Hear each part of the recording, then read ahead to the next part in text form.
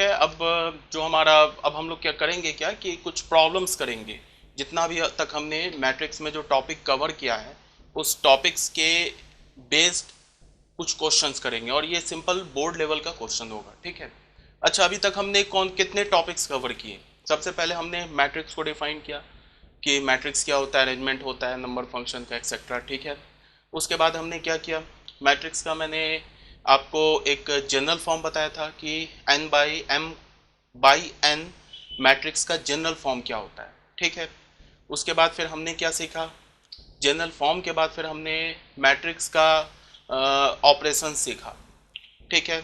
और ये उसके बाद हमने ऑपरेशन से पहले हमने टाइप्स ऑफ मैट्रिसेस देखे, ठीक है। मैट्रिक्स के कितने टाइप्स होते हैं, स्क्वायर मैट्रिक्स होता है, नॉन स्क्वायर मैट्रिक्स होता है, नॉन स्क्वायर मतलब रेक्टेंगुलर मैट्रिक्स होता है, ठीक है। फिर स्क्वायर मैट्रिक्स के कितने टाइप्स होते हैं, diagonal matrix, scalar matrix, identity matrix, etcetera, ठीक है।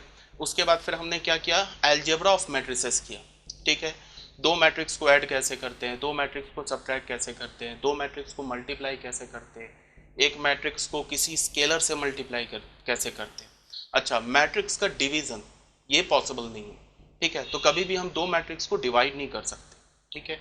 ये ऑब्वियस सी बात है कि मैट्रिक्स जो है हमारा अरेंजमेंट है, तो दो अरेंजमेंट्स को हम डिवाइड नहीं कर सकते। हाँ, दो नंबर्स को डिवाइड कर सकते हैं, इसमें कोई प्रॉब्लम नहीं है। मैट्रिक्स के क्रॉसपॉन्डिंग जो डिटर्मिनेंट वैल्यू होगा उसको हम डिवाइड कर सकते हैं, ठीक है। मीन्स दो डिटर्मिनेंट को डिवाइड कर सकते हैं, बिकॉज डिटर्मिनेंट क्या हमारा एक नंबर है, तो उसको हम डिवाइड कर सकते हैं, बट दो मैट्रिक्स को डिवाइड नहीं कर सकते, ठीक है। तो यहाँ तक क्लियर है। अब हम लोग कुछ बोर्ड लेवल के क्वेश्चंस करेंगे। जैसे ये फर्स्ट क्वेश्चन देखो, इसमें क्या दे रखा है कि हमारे पास ए जो है एक मैट्रिक्स दे रखा है which is 3 by 3 order, and b भी एक मैट्रिक्स दे रखा है विच इज 3 by 3 ऑर्डर। हमसे क्या बोल रहा है कि फाइंड 3a माइनस 2b, हमें ये चाहिए, 3a माइनस 2b चाहिए। तो बहुत सिंपल सा है, सबसे पहले क्या करो, 3a निकाल लो।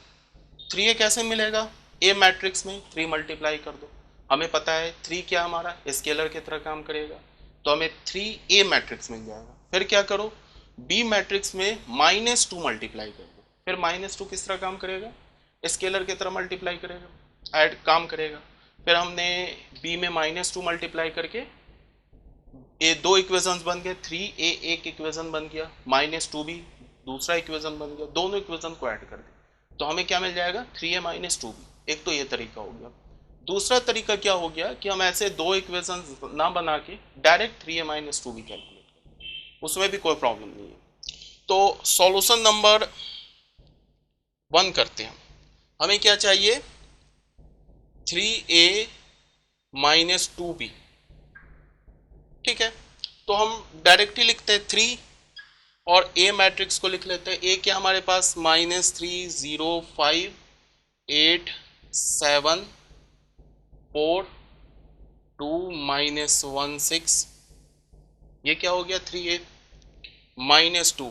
और बी मैट्रिक्स हमारे पास क्या है, -3 0 5 0 8 1 1 9 6। तो ये जो राइट हैंड साइड में लिखा हुआ है ये हमारे पास 3a माइनस 2b मैट्रिक्स है। अब कुछ नहीं, इसको सिंप्लीफाई कर दें, सिंप्लीफिकेशन हमें आता है। ये मैट्रिक्स हमारा ए मैट्रिक्स है, इसको हमने 3 से मल्टीप्लाई किया है। तो जो मैंने बताया था कि किसी मैट्रिक्स को लैम्डा से मल्टीप्लाई कैसे करते हैं, तो लैम्डा को ले जाके मैट्रिक्स के हर एक एलिमेंट के साथ मल्टीप्लाई कर देते हैं। तो ये जो 3 है ये स्केलर लैम्डा की तरह काम कर रहा है, तो 3 को क्या करेंगे, इस मैट्रिक्स के हर एक एलिमेंट में ले जाके मल्टीप्लाई कर देंगे। तो ये क्या हो जाएगा हमारे पास, -9, ये 3 इंटू 0 इज 0, 15 24 21 12 6 -3 एंड 18। ये क्या मिल गया हमें, ये वाला पोर्शन हो गया, ठीक है। अब यहाँ पे हमारे पास क्या ऑप्शन है कि या तो मैं -2 को इसके हर एक एलिमेंट से मल्टीप्लाई कर दूं, ठीक है, तो यहाँ पे क्या आ जाएगा, प्लस आ जाएगा। या तो मैं क्या करूँ, सिर्फ 2 को हर एक एलिमेंट से मल्टीप्लाई करूँ, तो फिर ये दो मैट्रिक्स का डिफरेंस आ जाए। तो फिर हम डिफरेंस भी लेना आता है, उसके क्रॉसपॉन्डिंग एलिमेंट्स को हम क्या करें, सब्ट्रैक्ट कर दें। तो कुछ भी कर सकते हैं, जैसे अगर हमने यहाँ -2 डाला तो -2, 2 को तो हम लोग क्या करेंगे, माइनस रहने दिया, 2 को मल्टीप्लाई कर दिया, तो ये क्या हो गया -6 0, और ये क्या हो गया 5 2 ज़ा 10, 0 16 2 2 18 12, ऐसे हो गया। ठीक है, अब ये जो हमारे पास मैट्रिक्स मिल गया, अब इस मैट्रिक्स को हम क्या करेंगे, सिंपली सब्ट्रैक्ट कर देंगे। ऐसा भी हम कर सकते थे, -2 को अंदर ले जाते तो यहाँ पे प्लस आ जाता, फिर इन दोनों मैट्रिक्स को हम क्या कर देते, ऐड कर देते। तो अब सब्ट्रैक्ट कर दो। तो सब्ट्रैक्ट करने के लिए क्या इस बात को ध्यान में रखना होगा कि -9 में से -6 सब्ट्रैक्ट करना है, तो इसका मतलब कि -9 में +6 ऐड करना है, तो क्या हो जाएगा -9 + 6, तो ये हो जाएगा -3। ठीक है, 0 - 0 इज 0, फिर क्या हो जाएगा 15 - 10 इज 5, फिर क्या हो जाएगा 24 - 0, क्रॉसपॉन्डिंग एलिमेंट को सब्ट्रैक्ट करेंगे, 24 का क्रॉसपॉन्डिंग एलिमेंट क्या 0, तो 24 - 0 इज 24, फिर क्या करेंगे 21 - 16, तो क्या होगा 21 - 16 इज 5, उसके बाद क्या होगा 12 - 2 इज 10, फिर क्या होगा 6 - 2 इज 4। यहां देखो आप, यहां -3, ठीक है, -3 है हमारे पास, और हमें क्या करना है 2 को सब्ट्रैक्ट करना है, तो -3 - 2 इज -5, फिर क्या हो जाएगा 18 - 12 इज 6। तो ये जो हमारा मैट्रिक्स आया, यही फाइनली क्या मैट्रिक्स आ गया हमारे पास, जो गिवन है 3a - 2b। यहां तक तो क्लियर होगा, ये हमारा 3a - 2b मैट्रिक्स हो गया। तो फर्स्ट क्वेश्चन सॉल्व हो गया, बहुत सिंपल क्वेश्चन था, एकदम बिल्कुल बेसिक एलिमेंट्री क्वेश्चन था। अब आ जाते हैं क्वेश्चन नंबर 2 में। ये क्वेश्चन नंबर 2 क्या बोल रहा है ये देख लेते हैं।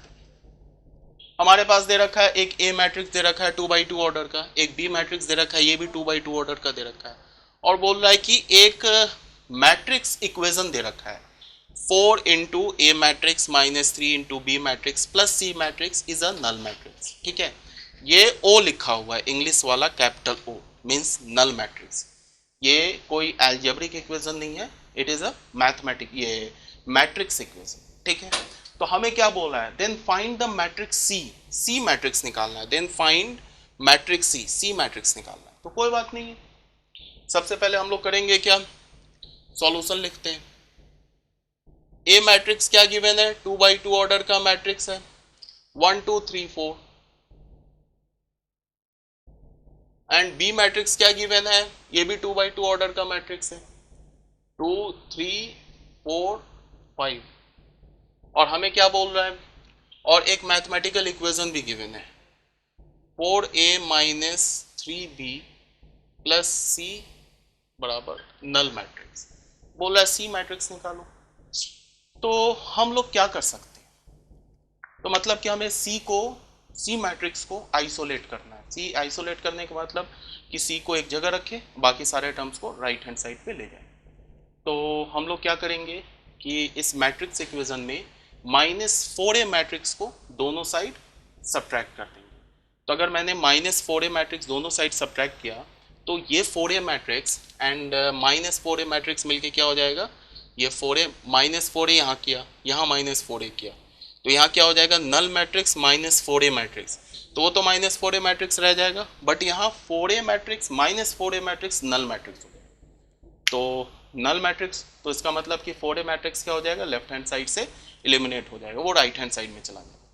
तो उसी तरह से -3b में भी को भी हम क्या कर सकते हैं, राइट हैंड साइड में ले जा सकते हैं। इतना ना करके हम डायरेक्ट ऐसे लिखेंगे, जिस तरह से हम लोग एल्जेब्रिक इक्वेशन में क्या करते हैं कि लेफ्ट हैंड साइड को राइट हैंड साइड में ले जाने के लिए क्या करते हैं, अगर प्लस होता है तो उसको माइनस कर देते हैं, माइनस होता है तो उसको प्लस कर देते हैं, मल्टीप्लाई को डिवाइड, डिवाइड को मल्टीप्लाई एंड सो ऑन, वही काम हम यहाँ करेंगे। तो सी मैट्रिक्स क्या होगा हमारा, ये माइनस जाएगा तो इधर 3b मैट्रिक्स हो जाएगा एंड -4a मैट्रिक्स हो जाएगा।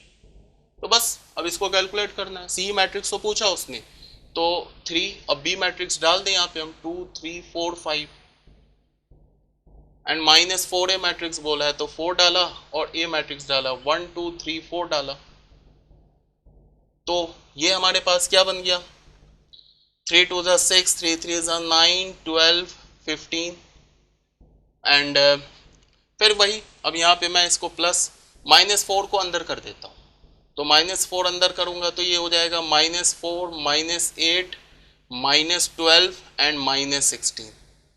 अब इसको सिंपली हमें क्या करना है, फाइंड आउट कर लेना है। अगर तुम लिखना चाहो तो तुम ऐसे भी लिख सकते हो, एक स्टेप ऐसे ऐसे लिखने की जरूरत नहीं है। 6 -4 क्रॉसपॉन्डिंग एलिमेंट्स को हमने ऐड किया, 9 के साथ क्या ऐड करेंगे, -8, तो 9 -8, उसके बाद क्या करेंगे, 12 के साथ क्या ऐड करेंगे, -12, तो 12 -12 और 15 -16, तो ये हमारे पास क्या हो जाएगा, डायरेक्टली आप करोगे, ओरली करोगे, ये तो मैंने बस इलस्ट्रेट करने के लिए लिख दिया। 6 -4 is 2, 9 -8 is 1 and 0 and 15 -16 is 1।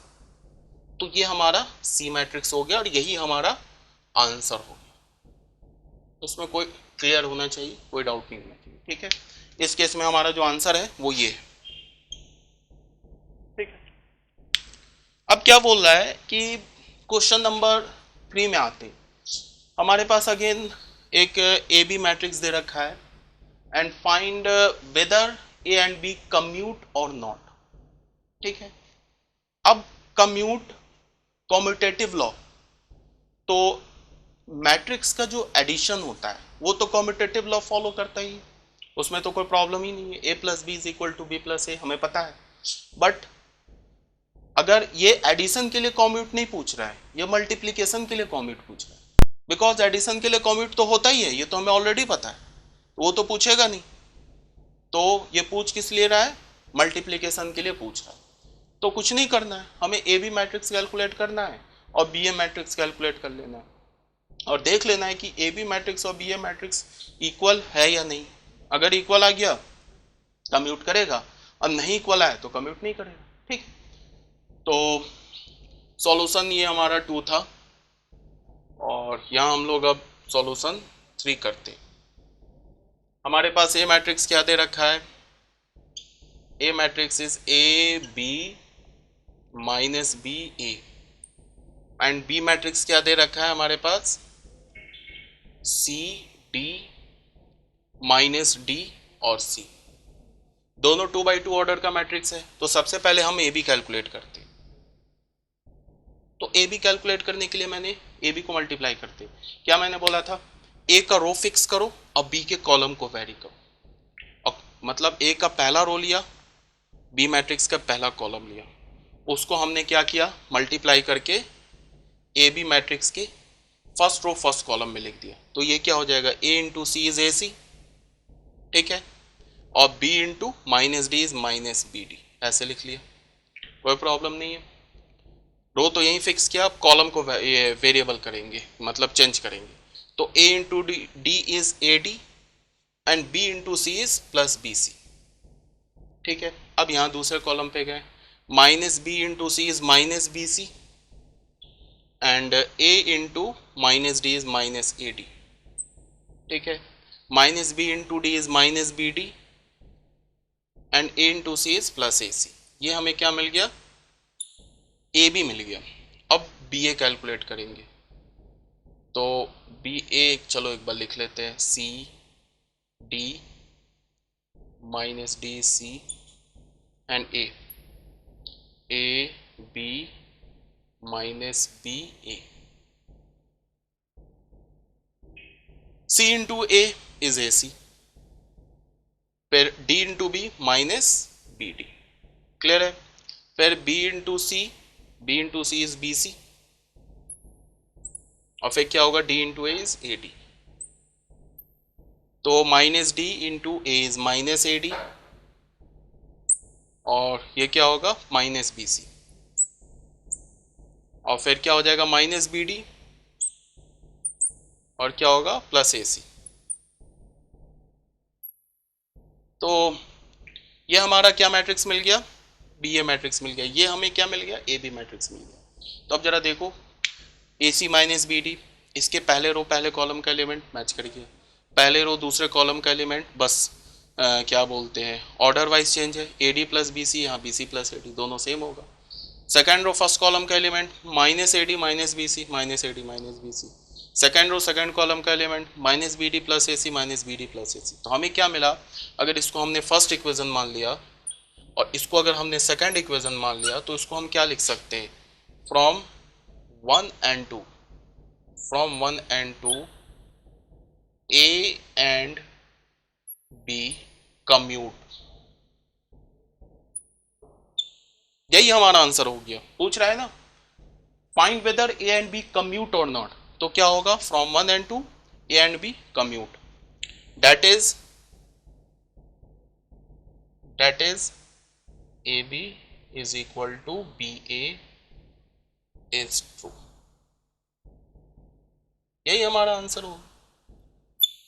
Clear है यहाँ तक? यहाँ तक कि हमने 3 क्वेश्चंस किए, ठीक है। अभी नेक्स्ट और क्वेश्चंस करेंगे, ठीक है। अब नेक्स्ट हम लोग इन 3 क्वेश्चंस को सॉल्व करते हैं, ठीक है।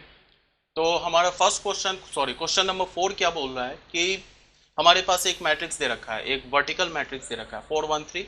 इसका ऑर्डर क्या हमारे पास 3/1, 3/1 ऑर्डर का एक मैट्रिक्स दे रखा है और ये 3/3 ऑर्डर का एक मैट्रिक्स दे रखा है, ठीक है। तो बोल रहा है कि 4 1 3 into a matrix is equal to 3/3 matrix. तो बोल रहा है कि ए मैट्रिक्स निकालो, ए मैट्रिक्स क्या होगा, ठीक है। तो मैट्रिक्स हमें फाइंड आउट करना है। इसका मतलब क्या होगा कि मैट्रिक्स का सबसे पहले हमें ऑर्डर पता होना चाहिए, उसके बाद हमें ऑर्डर के साथ उस मैट्रिक्स का एलिमेंट भी पता होना चाहिए, ठीक है। ये 2 चीज़ चाहिए हमें। तो सबसे पहले हमें करना क्या होगा कि मैट्रिक्स ए का ऑर्डर निकालना होगा, फिर उसका एलिमेंट निकालना होगा।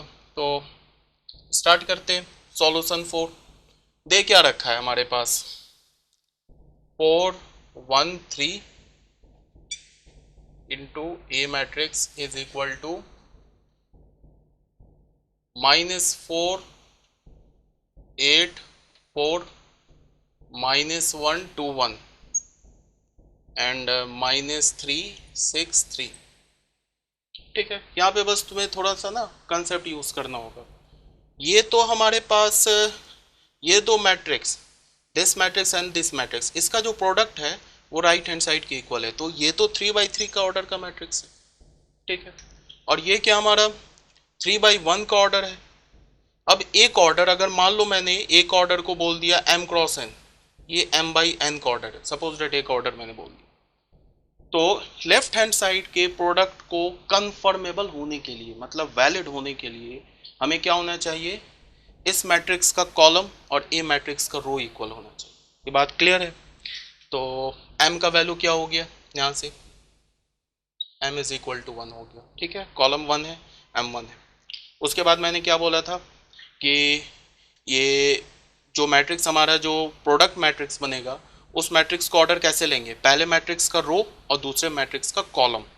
तो यहाँ पे हमें क्या मिल रहा है, पहले मैट्रिक्स का रो क्या है 3, तो ये तो 3 मिल गया, और दूसरे मैट्रिक्स का कॉलम ए का कॉलम, तो ए का कॉलम क्या हमारा n, तो n का वैल्यू यहाँ क्या मिल गया 3, तो m is equal to 1 and n is equal to 3। तो इसका मतलब कि जो ए मैट्रिक्स है उसका ऑर्डर हमें पता चल गया 1/3, ठीक है। तो ए मैट्रिक्स 1/3, तो ए मैट्रिक्स क्या होगा, एक रो होगा और 3 कॉलम्स होंगे। तो वो कुछ ऐसे होगा, एक रो एंड 3 कॉलम्स, तो A11 A12 A13, ये हो गया ना 1/3 ऑर्डर का, ठीक है। अब हमें करना क्या है, ऑर्डर तो हमने खोज निकाला, ठीक है। अब हमें A11 A12 एंड A13 ये 3 एलिमेंट्स निकालने। तो 3 एलिमेंट्स के लिए क्या करेंगे, सिंपली कुछ नहीं है, लेफ्ट हैंड साइड को हम लोग क्या करेंगे, सॉल्व करेंगे। तो लेफ्ट हैंड साइड हमें एक 3/3 ऑर्डर का मैट्रिक्स मिल जाएगा, राइट हैंड साइड में भी एक 3/3 ऑर्डर का मैट्रिक्स दे रखा है। तो लेफ्ट हैंड साइड का मैट्रिक्स और राइट हैंड साइड का मैट्रिक्स अगर इक्वल है तो उसके क्रॉसपॉन्डिंग एलिमेंट्स इक्वल होंगे। तो हमें वहाँ क्या करेंगे, बस उसको इक्वेट कर देंगे तो हमें ए मैट्रिक्स मिल जाएगा, जो कि हमारा रिक्वायर्ड आंसर होगा। तो ठीक है, हम स्टार्ट करते हैं। तो स्टार्ट करने के लिए हमने क्या किया, इसका लेफ्ट हैंड साइड उठाया, लेफ्ट हैंड साइड क्या हमारा 4 1 3, और राइट हैंड साइड क्या हमारे पास A11 A12 A13, इसको हमने मल्टीप्लाई किया। तो फिर मल्टीप्लाई कैसे करते हैं, पहले का रो लिया और ये हमें 3 by 3 ऑर्डर का मैट्रिक्स मिलेगा। पहले का रो लिया, ठीक है, तो रो तो 3 है और कॉलम 3 है, तो पहले का रो लिया, कॉलम वेरी करेंगे, तो क्या होगा, दिस इज 4a11। फिर इसी रो को सेकंड कॉलम, तो क्या होगा, आगे लिखते हैं 4a12। फिर रो तो यही होगा, थर्ड कॉलम में आ जाएंगे, तो क्या होगा 4a13, ठीक है। उसके बाद पहला रो यूज हो गया, अब सेकंड रो यूज करेंगे, तो सेकंड रो में क्या हमारे पास, सेकंड रो ये हो गया 1, तो 1 को इन तीनों से मल्टीप्लाई करेंगे, तो क्या हो जाएगा a11 a12 a13, ठीक है।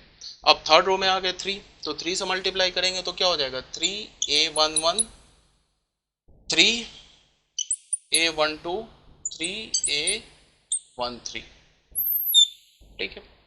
तो ये जो मैट्रिक्स मिल गया ना हमें, लेफ्ट हैंड साइड का मैट्रिक्स मिल गया, ठीक है। तो क्वेश्चन के according to question this matrix is equal to ये राइट हैंड साइड वाला मैट्रिक्स, तो बस हम इक्वेट कर देंगे। तो इक्वेट करने के लिए बस आप ऐसे भी कर चलो, लिख देता हूँ मैं। यहाँ पे क्या होगा, एक स्टेप ऐसे, इसकी कोई रिक्वायरमेंट नहीं थी, बट अंडरस्टैंडिंग के पॉइंट ऑफ व्यू से 4a12 4a13 a11 a12 a13 3a11 3a12 3a13, ये किसके इक्वल है, राइट हैंड साइड वाले मैट्रिक्स। राइट हैंड साइड वाला मैट्रिक्स क्या हमारे पास, -484 -1 2 1 -3 6 3, ठीक है। अब ये दोनों मैट्रिक्स इक्वल है, तो कॉरस्पॉन्डिंग एलिमेंट सेम होंगे, तो बस इक्वेट कर देते हैं। तो हमें यहाँ से क्या मिल गया, इसके a11 first row first column को इससे इक्वेट किया, तो हमें क्या मिल गया 4a11 इज इक्वल टू -4, तो यहाँ से हमें क्या मिल गया a11 इज इक्वल टू -1, ठीक है। अच्छा, अब a11 का वैल्यू हमें -1 मिल गया, तो अब हम करेंगे क्या कि डायरेक्ट आंख बंद करके नहीं बोलेंगे कि ये हमारा आंसर हो गया, इसको चेक करेंगे, बाकी यहाँ भी तो आ रहा है a11, यहाँ भी तो आ रहा है a11, ठीक है ना। तो यहाँ डाल के चेक करेंगे कि यहाँ पे a11 डालेंगे तो ये जो राइट हैंड साइड पे मैट्रिक्स में जो एलिमेंट दे रखा है उसके इक्वल होना चाहिए, ठीक है, तभी हम आंसर बोलेंगे। मतलब लेफ्ट हैंड साइड और राइट हैंड साइड कंसिस्टेंट होना चाहिए, ठीक है। तो a11 को हम यहाँ डाला हमने, तो यहाँ a11 क्या हो गया -1, यहाँ भी देखा -1, तो क्लियर है। और यहाँ आ रहा है a11, यहाँ हमने -1 डाला, तो -3 मैच कर गया, और बाकी कहीं तो नहीं आ रहा है, इसका मतलब कि अब ये हमारा आंसर है, क्लियर है ना। कई सारे क्वेश्चन में ऐसा होगा कि जो हम एलिमेंट का या हम किसी वेरिएबल का वैल्यू निकालेंगे दो मैट्रिक्स को इक्वेट करके, तो ऐसा भी हो सकता है कि जो वैल्यू हमने निकाला या जो वेरिएबल का हमने वैल्यू निकाला वो वेरिएबल एक से ज़्यादा रो कॉलम में प्रेजेंट हो, ठीक है। तो जिस रो कॉलम से हमने वेरिएबल का वैल्यू निकाला है उसमें वो वैल्यू रखा, तब तो सेटिस्फाई कर जाएगा।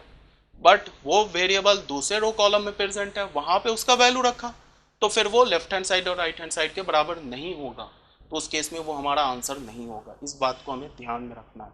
अभी हम आगे क्वेश्चन करेंगे तो उसमें ये ऐसे क्वेश्चंस मिलेंगे, ठीक है ना। तो a11 फाइनली हमें मिल गया, मतलब कि ये वाला जो एलिमेंट है इसका वैल्यू मिल गया। अब आते a12 पर, तो a12 तो इस सेकंड कॉलम में कई जगह प्रेजेंट है, यहाँ तो साफ साफ हमें दिख रहा है a12, इतना करने की जरूरत नहीं, 2 के इक्वल है, तो डायरेक्ट हमने क्या बोल दिया a12 को 2 बोला। बट ध्यान में रखेंगे कंसिस्टेंट होना चाहिए, यहाँ 2 डालेंगे तो यहाँ 8 हो गया, यहाँ 2 डालेंगे तो 6 मैच कर गया, तो इसमें इतना कुछ करना ही नहीं है, a12 क्या हो गया हमारा डायरेक्ट 2, तो ये हमारा सेकेंड एलिमेंट का वैल्यू मिल गया।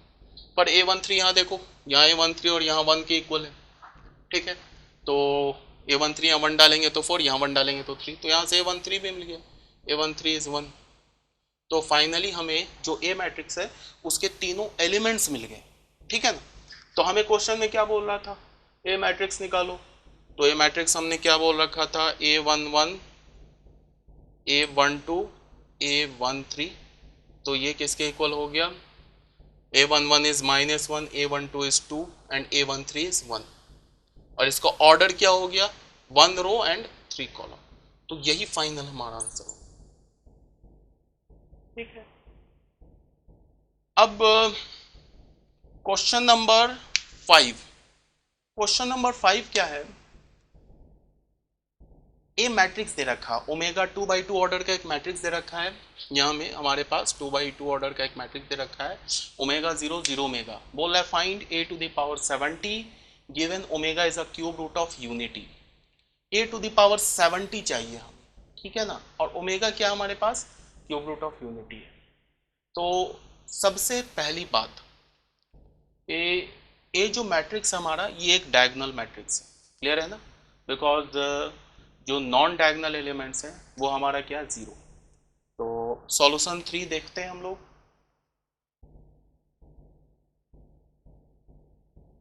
सॉरी, जैसे सॉल्यूशन 5 देखते हैं। ए क्या दे रखा है, ओमेगा 0 0 ओमेगा, ठीक है। और हमें क्या बोल रहा है, a⁻70 निकालने के लिए हमें क्या करना है, टू फाइंड a⁻70, ठीक है ना।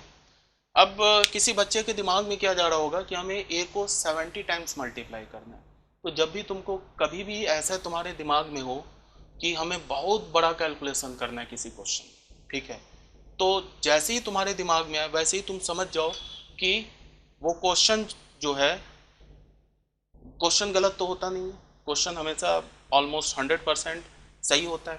तो इसका मतलब कि जो तुमने जिस प्रोसेस सोचा है उसे सॉल्व करने के लिए वो प्रोसेस गलत है।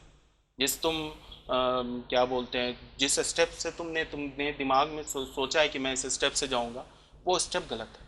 तो पहले ही दिमाग में बहुत बड़ा कैलकुलेशन करना हो, बहुत बड़ा, ये नहीं कि 3-4 स्टेप का कैलकुलेशन अगर आ रहा है तो हमने सोचा रहे 4 स्टेप का कैलकुलेशन है, ये तो बहुत बड़ा कैलकुलेशन है, उसका मतलब कि ये गलत है। नहीं, 4-5-10 स्टेप तक ठीक है, 70 टाइम्स मल्टीप्लाई करना ऑब्वियस सी बात है कि पॉसिबल नहीं। यहाँ तो ऐसा तो है नहीं कि क्वेश्चन में कोई तुमसे ये कर रहा है, क्या बोलते हैं, तुम्हारे कैलकुलेशन टेस्ट ले रहा है या तुमसे चाह रहा है कि वो मेहनत कर खूब करवा दूँ मैं, ऐसी तो कोई बात है नहीं।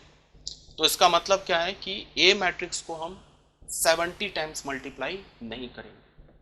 इसका मतलब कि जैसे अभी हमने सोचा है कि 70 टाइम्स मल्टीप्लाई करके a⁻70 लिया है, तो इसका मतलब इसका कोई दूसरा वे आउट है, मतलब इस क्वेश्चन में कोई शॉर्टकट होगा, कोई ट्रिक होगा जो जिससे हम इसको सॉल्व करेंगे, क्लियर है। तो a⁻70 बोला है और ओमेगा को क्या बोला है, क्यूब रूट ऑफ यूनिटी। और क्यूब रूट ऑफ यूनिटी आपको पता होना चाहिए, ओमेगा क्यूब क्या होता है, 1 होता है। एंड ये कॉम्प्लेक्स नंबर 11 क्लास में पढ़ा होगा, 1 प्लस ओमेगा स्क्वायर क्या होता है, 0 होता है, ठीक है, if omega is the cube root of unity, ठीक है। तो यहाँ से हम लोग क्या कर रहे हैं कि ओमेगा क्यूब का वैल्यू क्या हो गया, omega cube is 1 and 1 plus omega is 1 plus omega square, ऐसे इसका यूज नहीं है, बस ये omega cube is equal to 1 रखना है याद। तो अभी मैंने क्या बोला कि बहुत बड़ा कैलकुलेशन हो तो तुम्हें तुरंत समझना जाना चाहिए कि जिस स्टेप से या जिस हम प्रोसेस को फॉलो करने वाले वो गलत है, वैसे नहीं करेंगे। अब a⁻70 करने के लिए तुम एक डायगोनल मैट्रिक्स के मल्टीप्लिकेशन का एक प्रॉपर्टी देखो। जैसे मान लो कि हमारे पास कोई डायगोनल मैट्रिक्स है, सपोज दैट एक डी डायगोनल मैट्रिक्स है, तो या D1 एक डायगोनल मैट्रिक्स है, कोई भी मान लो 3 ऑर्डर का एक डायगोनल मैट्रिक्स है, अल्फा 0 0 0 अल्फा 0 0 0 अल्फा, ठीक है। और हमें D1 स्क्वायर चाहिए, तो D1 स्क्वायर चाहिए, तो D1 स्क्वायर चाहिए तो हम क्या करेंगे, D1 इंटू D1 एक डायगोनल मैट्रिक्स, तो ये क्या होगा, अल्फा 0 0 0 अल्फा 0 0 0 अल्फा, और ये क्या होगा, अल्फा 0 0 0 अल्फा 0 0 0 अल्फा। इसको हम क्या करेंगे, मल्टीप्लाई करेंगे, तभी जाके हमें क्या मिलेगा, D1 स्क्वायर, ठीक है। यहाँ पे अब तुम इसको मल्टीप्लाई करके एक बार देख लो, मैं यहाँ पे करके दिखा देता हूँ एक बार, ठीक है। तो अब मैं ना D1 स्क्वायर लिखता हूँ, तो D1 स्क्वायर क्या होगा, तो यहाँ से देखो अल्फा इंटू पहला रो उठाया, पहला कॉलम उठाया, alpha into alpha square 0 into zero zero zero, तो यहाँ हमें क्या मिल जाएगा, ये अल्फा स्क्वायर ज़ीरो ज़ीरो। इसी तरह से आप देखोगे तो 0 alpha square zero zero zero alpha square, ठीक है। तो यहाँ ये इसको हम कैसे लिख सकते हैं, तो इसको हम ऐसे भी लिख सकते हैं ना, alpha zero zero zero alpha zero zero zero alpha का होल, ऐसे लिख सकते हैं। मतलब ये d1 स्क्वायर, यही तो d1 है, तो इसका मतलब कि d1 स्क्वायर क्या मिलेगा कि ये स्क्वायर को हम क्या करेंगे, सिर्फ डायगोनल एलिमेंट में जाकर मल्टीप्लाई कर देंगे। अगर मैं तुम्हें बोलूँ कि d1 क्यूब निकालो, या मैं तुम्हें बोलूँ d1 क्यूब निकालो, d1 क्यूब निकालो, तो d1 क्यूब क्या होगा, alpha zero zero zero alpha zero zero zero alpha पे पावर 3, तो ये क्या हो जाएगा, alpha cube zero zero zero alpha cube zero zero zero alpha cube, ठीक है। अगर मैंने एक D2 मैट्रिक्स ऐसे ले लिया, D2 मैट्रिक्स मैंने ले लिया 0 beta 0 0 beta, sorry this is beta and यहाँ ये 0 है, 0 बीटा 0 0 0 बीटा, डायगोनल मैट्रिक्स लिया है। तो अब अगर मैं तुम्हें बोलूँ कि D1 D2 निकालो, D1 D2 निकालो, तो D1 D2 क्या होगा, अल्फा 0 0 0 अल्फा 0 0 0 अल्फा, और ये क्या होगा, बीटा 0 0 0 बीटा 0 0 0 बीटा। अब इसको तो मल्टीप्लाई करके एक बार देख लो, तो मल्टीप्लाई करोगे तो क्या हो जाएगा, alpha into beta alpha beta, पहला रो पहला कॉलम 0 इंटू 0 0 इंटू 0 तो 0, फिर पहला रो दूसरा column alpha into 0 0 0 into beta 0 0 0, तो ये आएगा 0, फिर यहाँ 0, फिर यहाँ 0, यहाँ अल्फा बीटा, यहाँ 0, यहाँ 0, यहाँ 0, यहाँ अल्फा बीटा, ठीक है ना। तो डायगनली मल्टीप्लाई कर देंगे। तो हमें ने क्या देखा कि अगर हमने दो डायगनल मैट्रिक्स को मल्टीप्लाई करेंगे तो हमें कुछ नहीं करना है, बस उसके डायगनल एलिमेंट्स को मल्टीप्लाई कर देंगे और बाकी जो जीरो जहाँ पे है वैसे ही जीरो रख देंगे, ठीक है। अगर मैं तुम्हें बोलता कि D1 matrix to the power n निकालो, तो कुछ नहीं, डायगनल में जाके पावर n कर देंगे, तो क्या हो जाएगा, alpha raise to the power n 0 0 0 alpha raise to the power n 0 0 0 alpha raise to the power n। अब अगर तुम्हें ये बात समझ में आ गई है तो अब इस क्वेश्चन को हम विद इन 30 सेकेंड में सॉल्व करें, ठीक है ना। ठीक है, तो अभी हमने देख लिया कि डायगोनल मैट्रिक्स को मल्टीप्लाई कैसे करते हैं। फिर अब हम लोग क्या करते हैं कि ये जो ए मैट्रिक्स है इसको सॉल्व करते हैं। तो ए भी तो डायगोनल मैट्रिक्स है, तो अब तो इजी हो गया होगा, अब समझ गए होगे। ए इज इक्वल टू क्या दे रखा है, ओमेगा 0 0 ओमेगा।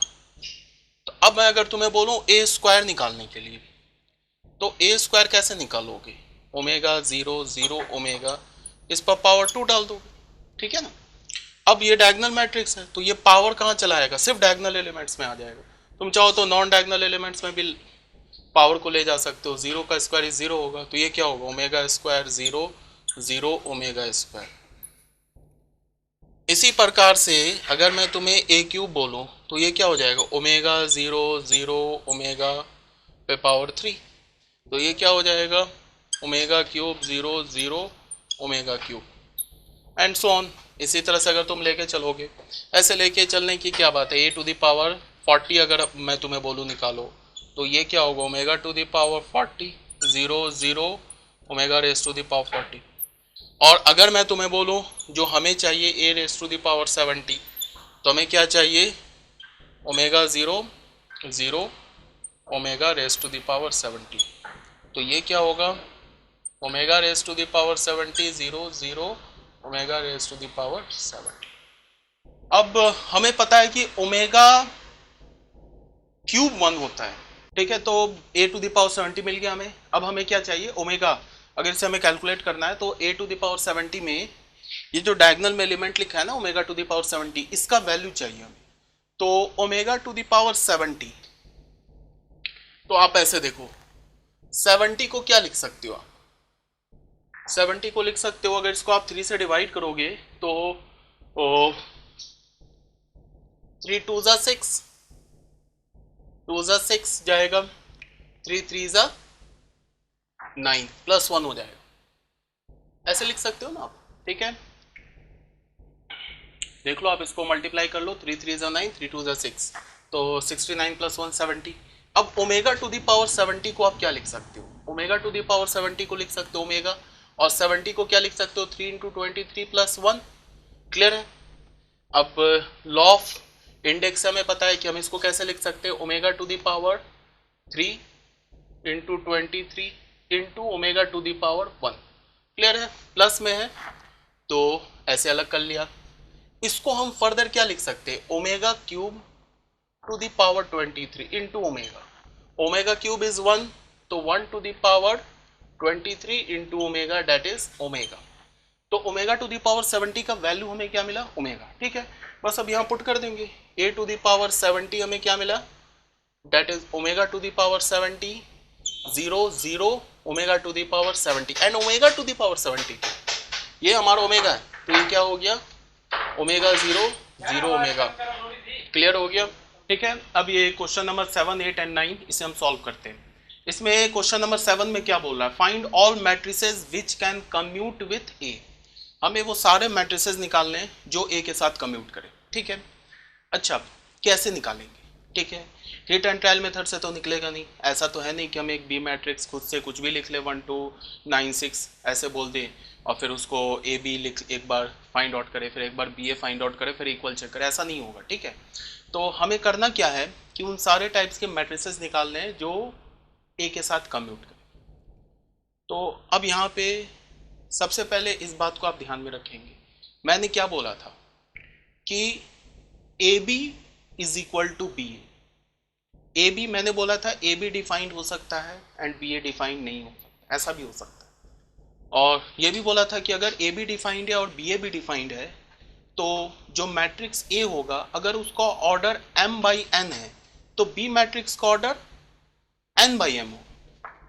ठीक है, और मैंने बोला था कि अगर ए बी डिफाइंड है और बी ए भी डिफाइंड है तो एक ऑर्डर अगर m बाई n है तो बी का ऑर्डर n बाई m होगा।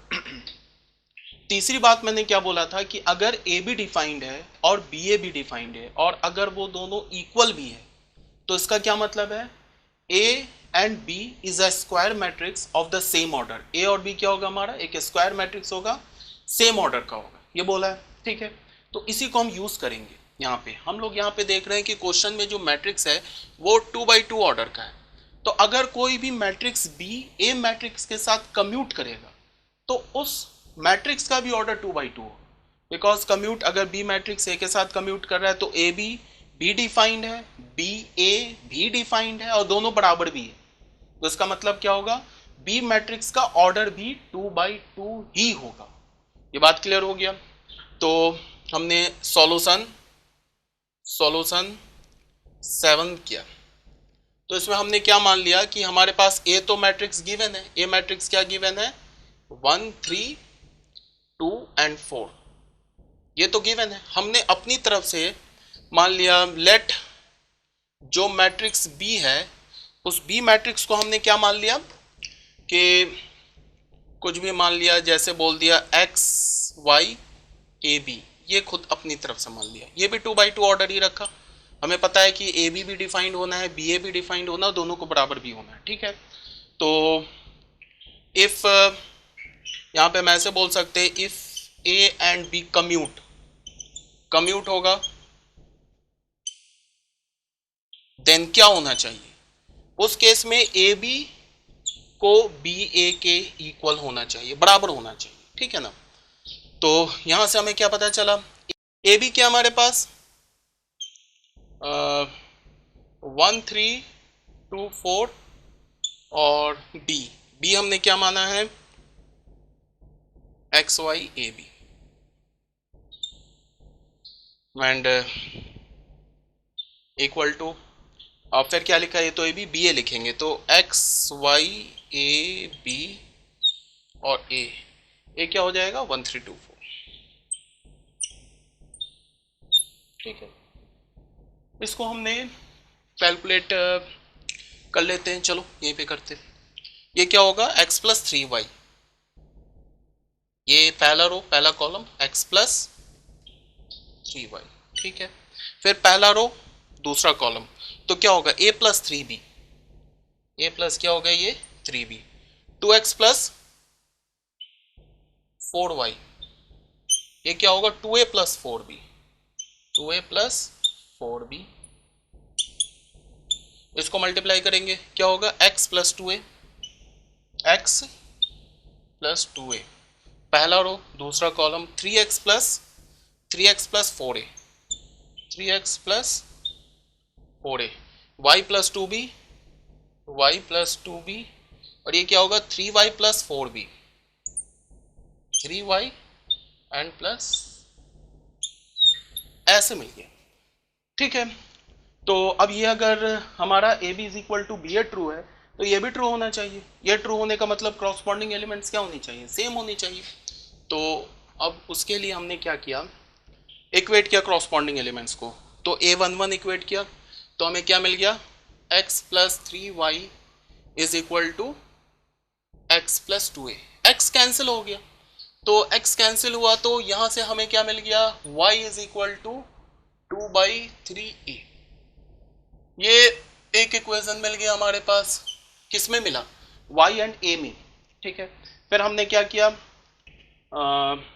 2x प्लस 4y को 2x प्लस 4y को 2x प्लस 4y को इक्वेट किया किससे, y प्लस 2b से। तो यहाँ से हमारे पास क्या मिल गया, 2x प्लस 4, और मान लो y का वैल्यू यहाँ से हमने क्या डाल दिया, 2/3a and is equal to y डाल देते हैं 2/3a प्लस 2b। ठीक है, तो ये हो गया 2x प्लस 8/3, तो a कॉमन ले लेते हैं, तो ये हो गया 8/3 माइनस 2/3, इसको लेफ्ट हैंड साइड में लाके हमने a कॉमन ले लिया and is equal to 2b। तो 8 माइनस 2 6 डिवाइडेड बाई 3 इज 2, तो हमें क्या मिल गया, 2x plus 2a is equal to 2b। तो यहाँ से हमें क्या मिला, x plus a is equal to b, ये x a और b के बीच में रिलेशन मिल गया। ठीक है, कोई दिक्कत नहीं। उसके बाद हमने क्या किया कि a12 जो कि हमारा a प्लस 3b है, a12 अभी हमने क्या किया था, a21 को इक्वेट किया था, अब a12 को इक्वेट करते हैं, तो a प्लस 3b किसके इक्वल होगा, 3x प्लस 4a। ठीक है, तो इसके इक्वल हुआ, तो यहां से आप देख सकते हो कि क्या हो जाएगा हमारे पास, a को इधर लेके जाओ तो 3x, इधर ले जाओगे तो plus 3a is equal to 3b। तो यहां से हमें क्या मिल गया, फिर वही x plus a is equal to b, same relation मिल गया। ये देखो सेम रिलेशन मिल गया, तो इसका मतलब a12 को इक्वेट करने का हमें कोई बेनिफिट नहीं मिला। अब हम लोग क्या करते हैं, a22 को इक्वेट करते हैं, तो हमारे पास क्या हो गया, 2a plus 4b is equal to 3y plus 4b, तो ये 4b कैंसिल हो गया, तो 4b कैंसिल हो गया, तो फिर यहाँ से हमें क्या मिल गया, y is equal to 2/3a। ठीक है, तो इफेक्टिवली हमें कितने इक्वेशंस मिले, जब हमने क्रॉसपॉन्डिंग एलिमेंट्स को इक्वेट किया तो इफेक्टिवली हमें कितने इक्वेशंस मिले, इफेक्टिवली हमें सिर्फ 2 ही इक्वेशंस मिले। ठीक है, अब वेरिएबल हमारे पास कितने, 4, तो तुम्हें पता है कि अगर हमारे पास number of variables and number of equations equal होता है तब तो हम क्या करते हैं कि वेरिएबल का वैल्यू फाइंड आउट कर लेते हैं। जैसे हमने 10th क्लास में पढ़ा है ना, लीनियर इक्वेशन इन 2 वेरिएबल, तो हमारे पास क्या होता था कि number of variables and number of equation same होते थे, तो हम लोग x और y का वैल्यू निकाल लेते थे। x और y में 2 लीनियर इक्वेशन गिवन होते थे, तो हम x का वैल्यू और y का पर्टिकुलर वैल्यू खोज लेते थे। लेकिन अगर हमारे पास नंबर ऑफ वेरिएबल्स ज़्यादा है एंड नंबर ऑफ इक्वेशंस कम है तो फिर x और y के इन्फानाइट वैल्यूज आते हैं। ठीक है ना, जैसे तुम ऐसे ही देखो कि यहाँ पे y और a 2 वेरिएबल है, अगर मैं सिर्फ इस इक्वेशन की बात करूँ तो y और a 2 वेरिएबल है, तो यहाँ पे y और a के ऐसे इन्फानाइट वैल्यूज आ जाएंगे जो इसको सेटिस्फाई करें। ठीक है ना, तो अगर मैं a मैट्रिक्स के बारे a b मैट्रिक्स लिखूँ तो हमारा b मैट्रिक्स क्या होगा, बी मैट्रिक्स तो हमने क्या मान रखा है, एक्स वाई ए बी, ठीक है। तो इस मैट्रिक्स को मैं क्या लिखूंगा, एक्स की जगह क्या लिखूंगा, एक्स को एक्स रहने दिया, वाई को मैं क्या लिख सकता हूं, वाई को वाई इज 2/3 ए, वाई को एक काम करते हैं, वाई को भी वाई रहने दिया, ए को मैं क्या लिख सकता हूं 3/2 वाई, और बी को क्या लिख सकता हूं, बी आप लिख सकते हो X plus A, X plus A, B is equal to X plus A, और ए की जगह क्या डाल दिया हमने, ए की जगह डाल दिया फिर 3/2 वाई, 3/2 वाई। तो ये हमारा जो मैट्रिक्स हो गया वो कौन सा मैट्रिक्स हो गया, बी मैट्रिक्स हो गया, ठीक है।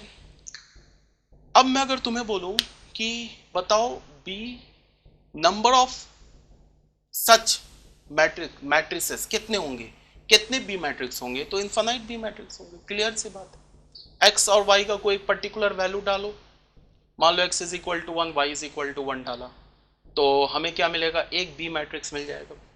X is equal to 2 and y is equal to 2 डाला तो हमें एक दूसरा बी मैट्रिक्स मिल जाएगा, एक्स इज इक्वल टू 3, क्योंकि एक्स और वाई का कोई फिक्स वैल्यू नहीं निकला, एक्स और वाई ए और बी के टर्म में मिला हमें, ठीक है ना, यहाँ पे वाई ए के टर्म में मिला, फिर हमें एक्स क्या मिला, ए और बी के टर्म में मिला, ठीक है। तो ए का वैल्यू डाल देंगे यहाँ पे हम लोग 3/2 वाई, ठीक है। तो हम ऐसे बोल सकते हैं कि एक्स और वाई क्या होगा, आपस में रिलेटेड है, ठीक है, in terms of A and B. तो एक्स और वाई का हमें कोई पर्टिकुलर वैल्यू नहीं मिला, तो यहाँ पे हम एक्स और वाई का वैल्यू डिफरेंट डिफरेंट डालते जाएंगे, हमें डिफरेंट डिफरेंट मैट्रिसेस मिलते जाएंगे। तो हमारा आंसर क्या होगा, देयर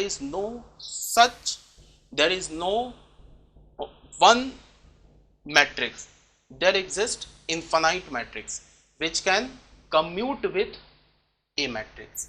ऐसे इनफाइनाइट मैट्रिक्स एग्जिस्ट करते हैं जो ए मैट्रिक्स के साथ कम्यूट करेंगे।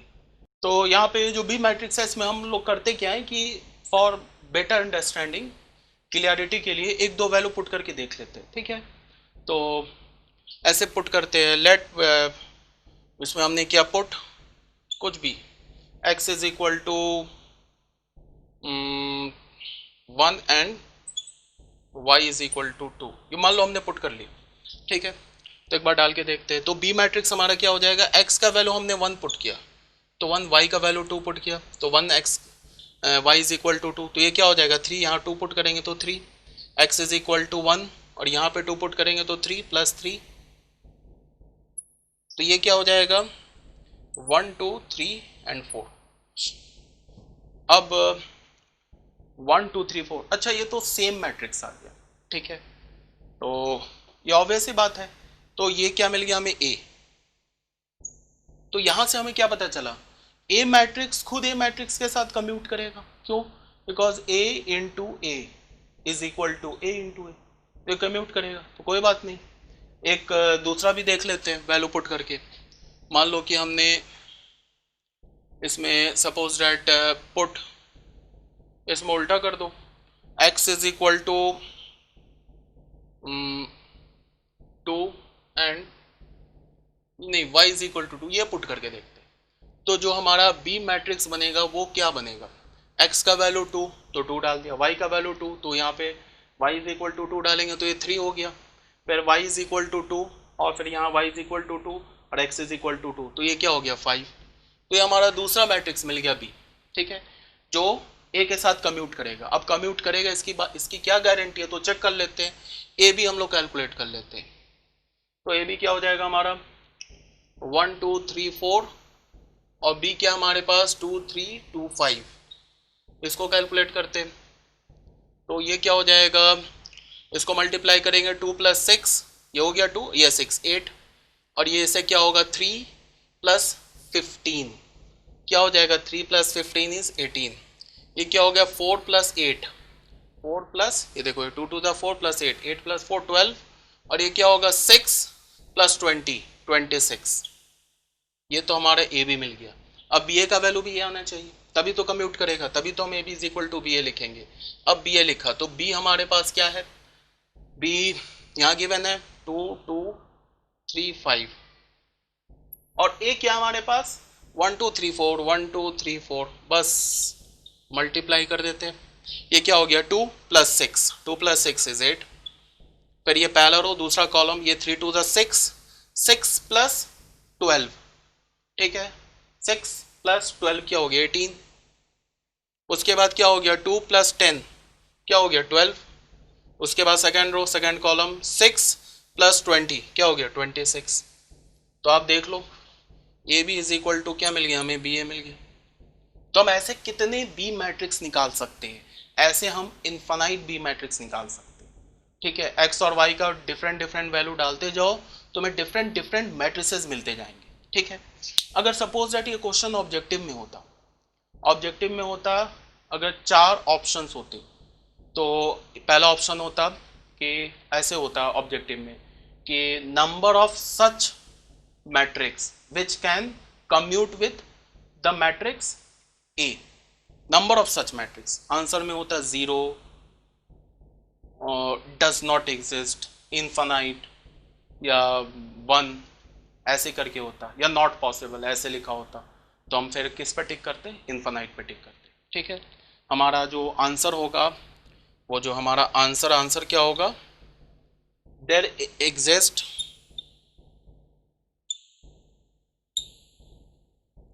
Infinite matrix B which commute with, तो ये हमारा आंसर हो गया। ठीक है, यहां तक तो क्लियर होगा। सॉल्यूशन 8 में क्या है, हमारे पास 2 मैट्रिक्स दे रखा है भी, ये बहुत सिंपल क्वेश्चन है, ये तो आप खुद से ही कर सकते हो, बट एक बार मैं दिखा दे रहा हूँ सॉल्व करके। अगर सपोज दैट किसी स्टूडेंट को लगता है कि नहीं ये तो बहुत ईजी क्वेश्चन है, मैं खुद ही सॉल्व कर सकता हूँ, तो कोई प्रॉब्लम नहीं है, आप ये सॉल्यूशन स्किप भी कर सकते हो। ठीक है, तो हमारे पास ए मैट्रिक्स दे रखा है, बी मैट्रिक्स दे रखा है, और कंडीशन क्या दे रखा है, A² = B, then find alpha. ठीक, तो इसमें हम क्या करेंगे, कुछ नहीं, A² B बोला है तो कर लेते हैं।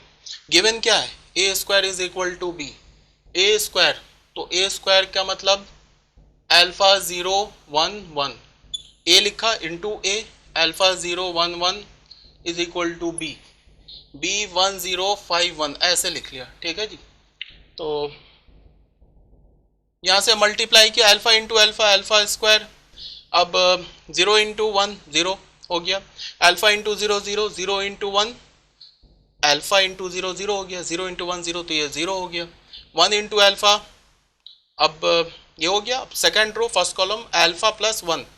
ठीक है, तो ये हो गया अल्फा प्लस 1, ये हो गया 0 1, ये तो हो गया हमारा क्या अल्फा सॉरी A², और बी क्या दे रखा है 1 0 5 1।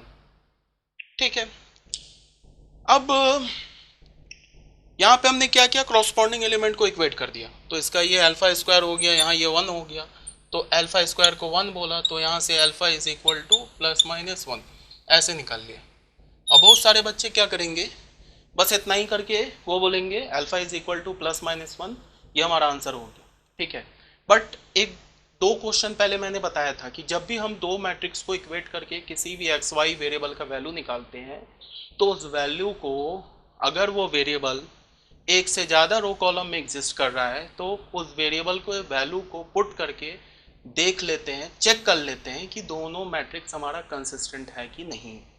ठीक है, जैसे यहाँ देखो ये जो अल्फा है ये फर्स्ट रो में भी आ रहा है, सेकंड रो में भी आ रहा है, और हमने अल्फा का वैल्यू क्या निकाला है ±1, तो इस अल्फा के वैल्यू को सेकंड रो में भी डाल के चेक करेंगे।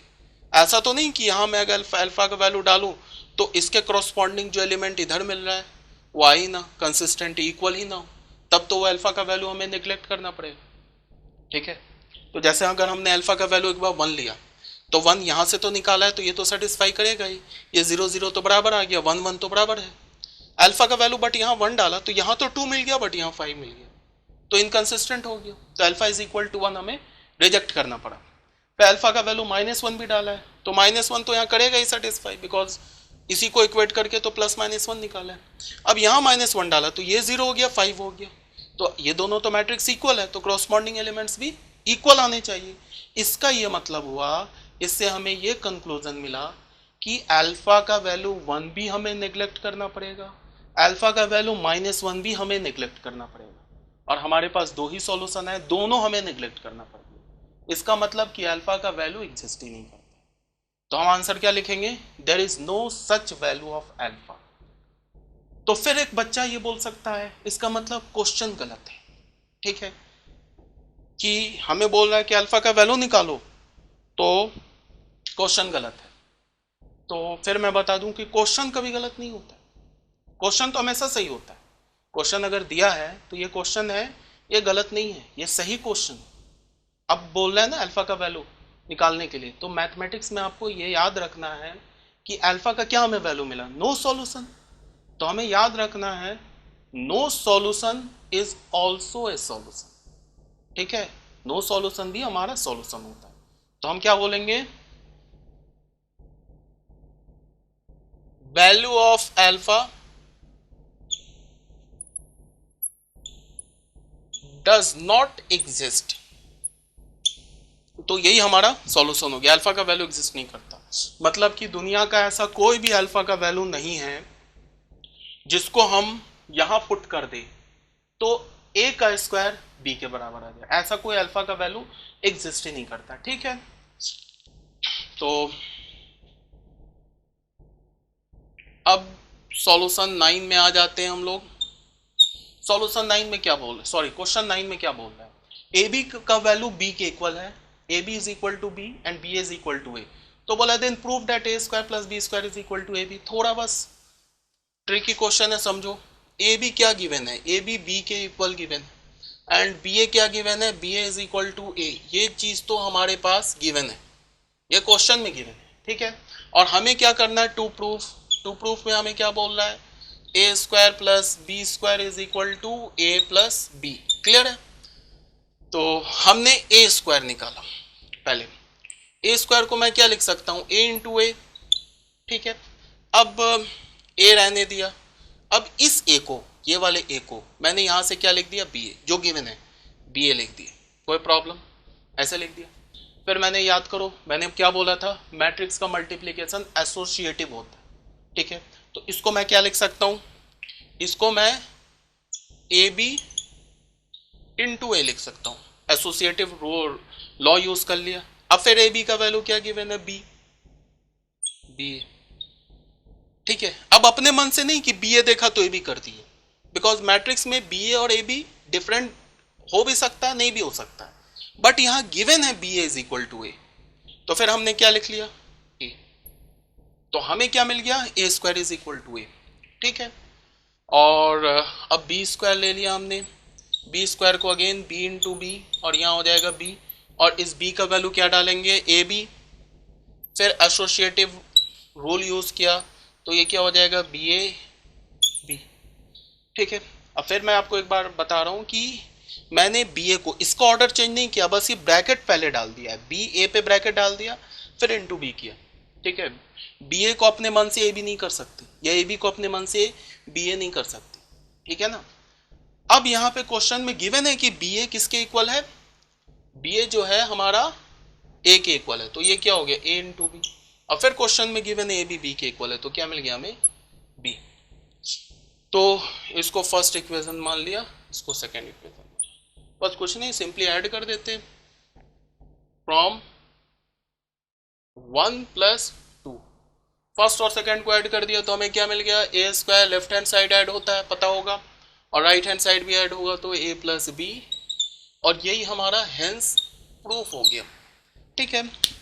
अब इस क्वेश्चन में तुमसे ऐसे भी पूछ सकता था, जैसे ए स्क्वायर प्लस बी स्क्वायर है ना, इस क्वेश्चन में तुमसे ऐसे पूछ सकता था, ए टू द पावर, मान लो तुमसे ऐसे पूछ देता, A to the power 109 plus B to the power 901, बोलता किसका वैल्यू बताओ क्या है? ऐसे भी पूछ सकता था ऑब्जेक्टिव क्वेश्चन।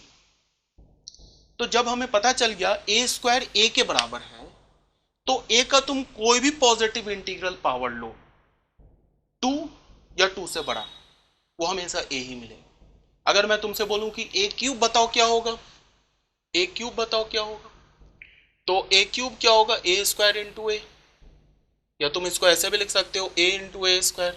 और ए स्क्वायर क्या है, ए, तो ये क्या होगा, ए स्क्वायर की जगह डालोगे तो ए इंटू ए मिलेगा, तो वो अगेन क्या मिल जाएगा हमें, ए स्क्वायर।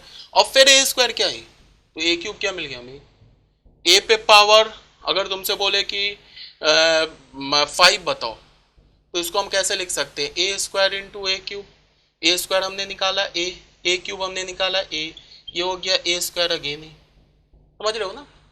तो ए का कोई भी पॉजिटिव इंटीग्रल पावर लो 2 और 2 से बड़ा, वो हमेशा क्या मिलेगा, वो ए ही मिलेगा। इसको हम क्या बोल सकते हैं, ए पर power n is always equal to A, where इसको n is greater than equal to 1, 1 भी डालोगे तो सेटिस्फाई होगा, और ऑब्वियस बात है n belongs to natural number. Similarly b to the power n is equal to b for all n greater than equal to 1 and n belongs to natural number. ठीक है, अब अगर तुमसे पूछता है कि b to a to the power 109 plus b to the power 109, इसका value बता दो क्या होगा, तो इसका वैल्यू भी a प्लस b होगा, बिकॉज ए पे पावर 109 इसका वैल्यू भी ए होगा, बी पे पावर 901 इसका वैल्यू भी ए होगा। तो अगर ये तुमसे वैल्यू पूछता तो इसकी जगह क्या होता है, ए प्लस बी। ठीक है ना, ए का कोई भी पॉजिटिव इंटीग्रल पावर ले ले, ए पे पावर 3000 प्लस बी पे पावर 1 करोड़ ऐसे पूछते, तो भी उसका वैल्यू क्या होगा, ए प्लस बी होगा। ठीक है, क्लियर होना चाहिए। तो हमारा प्रूफ तो यहीं ख़त्म हो गया था, यही तो, ये मैंने बस तुम्हें थोड़ा सा और अच्छा अंडरस्टैंडिंग देने के लिए बताया। क्लियर है, ये हमने क्वेश्चन 9 क्वेश्चन कर लिए।